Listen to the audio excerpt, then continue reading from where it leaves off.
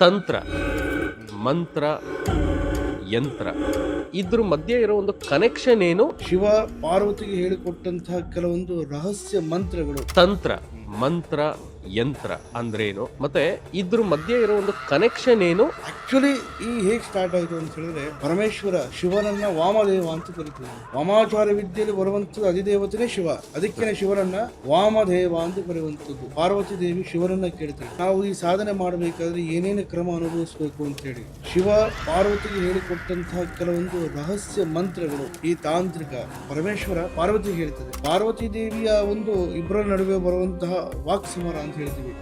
ಈ ವಾಕ್ ಸಮರವನ್ನ ಪರಿಪೂರ್ಣವಾಗಿ ಅರ್ಥ ಮಾಡಿಕೊಂಡು ನಂದಿಕೇಶ್ವರ ನಂದಿ ಏನ್ ಮಾಡ್ತಾನೆ, ಯಂತ್ರ ಸಾಧನೆ ಅನ್ನುವಂಥದ್ದನ್ನ ಋಷಿಮುನಿಗಳಿಗೆ ತಲುಪಿಸ್ತಾನೆ. ಋಷಿಮುನಿಗೆ ತಲುಪಿಸಿದಾಗ ಋಷಿಮುನಿಗಳದನ್ನ ಗ್ರಂಥದ ರೂಪದಲ್ಲಿ ಕಾರ್ಯಗತಗಳನ್ನಾಗಿ ಮಾಡ್ಕೊಂತಾರೆ. ಈಗ ಬಂದಿರುವಂತದ್ದೇ ನಮಗೆ ಅಥರ್ವಣ ವೇದ. ಈ ಮೂಲಕನೇ ಬಂದಿರುವಂತದ್ದೇ ತಾಂತ್ರಿಕ ಸಾಧನೆ. ದೇವಿಗೆ ಬಹಳ ವಿಶೇಷವಾಗಿರುವಂತ ಸ್ಥಾನ ಇದೆ ಅಮ್ಮನವರಿಗೆ. ಅದಕ್ಕೆ ಅವರನ್ನ ದೇವಿ ಉಪಾಸಕರು ಅಂತ ಹೇಳ್ತೀವಿ. ಆರಾಧಕರನ್ನಲ್ಲ, ಅವರನ್ನು ಉಪಾಸಕರು ಅಂತ ಹೇಳ್ತೀವಿ ನಾವು.